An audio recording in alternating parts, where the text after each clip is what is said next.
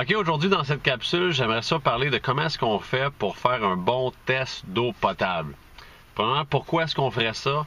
Eh bien, quand on achète une maison qui n'est pas connectée aux aqueducs de la ville, les institutions financières vont vous demander de faire un test d'eau potable. Pas connecté aux aqueducs de la ville, ça veut dire tout simplement que vous avez un puits. La majorité du temps, un puits artésien ou un puits de surface pour votre alimentation en eau. Donc, pour pouvoir vous faire financer, la banque va vouloir s'assurer que votre eau est potable. Comment est-ce qu'on fait ça? Eh bien, il y a différentes compagnies qui fournissent des tests pour pouvoir faire des tests d'eau, comme Culligan ou Groupe Gartin à Grande-Bay. Anyway. Donc, vous allez chercher vos petites bouteilles et puis, en fait, j'ai fait un test d'eau récemment et puis, il faut vraiment faire attention. Quand on lit les instructions pour faire ce petit test d'eau-là, tout ce que ça dit, c'est faites couler l'eau du robinet pendant 10 minutes et puis remplissez la bouteille d'eau jusqu'à la petite ligne et puis envoyez ça par la poste. Parfait, ça, fait que c'est pas trop dur. Laisse couler l'eau, remplis les bouteilles. Puis quand on a reçu les résultats du laboratoire, ben ça nous avait dit que l'eau était pas potable.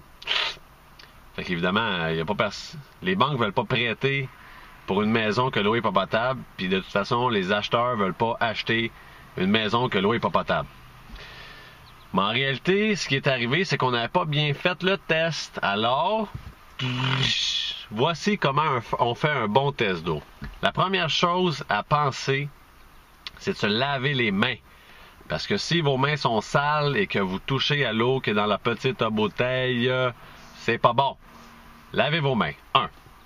Deuxièmement, tu sais le petit filtre du robinet où ce que toute l'eau de votre maison passe, aussitôt que vous ouvrez l'eau du robinet, ben dévissez-le.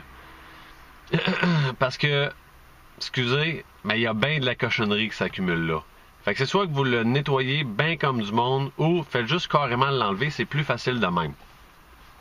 Ensuite, prenez de l'alcool à friction et nettoyez l'embout de votre robinet. Fait que là, vous avez dévissé le petit filtre et puis là, prenez de l'alcool à friction puis nettoyez-le. Le mieux, c'est d'acheter de l'alcool à friction en spray, là. Fait que vous le mettez un petit peu partout sur l'embout. Être sûr que tout est bien clean finalement. Après, vous faites couler votre eau pendant 10 minutes. Et après, vous mettrez l'eau dans vos bouteilles que vous refermez soigneusement avec vos mains propres. Qu'est-ce qui est arrivé à la même maison, la même propriété, la même transaction? Le premier test qu'on avait fait sans tout faire ça est revenu qui disait que l'eau était non potable. Là, tout le monde a eu bien peur. Ça se comprend. Et le deuxième test, une semaine après, à la même adresse, la même maison, la même transaction, nous avait démontré que l'eau était parfaite. Il n'y avait pas de coliformes, pas de déchets de toutes les sortes. Tout était super beau. Dans le fond, c'était pas l'eau qui était pas potable, c'est nous autres qui avions mal fait le test. Fait que lavez-vous les mains, enlevez le petit filtre, profitez-en donc pour le désinfecter parce que finalement, on se rend compte que c'est dégueulasse. Et puis après ça, vous faites couler votre eau pendant assez longtemps et refermez bien la bouteille, faites attention de ne rien salir. Alors voici comment on fait un test pour l'eau potable. Et puis, si ça revient comme quoi que l'eau est non potable, ben c'est parce que vraiment, elle n'est pas potable. Si vous avez suivi toutes mes instructions, ben achetez pas ça. C'était Sébastien Cloutier pour le courtierquiditvrai.com.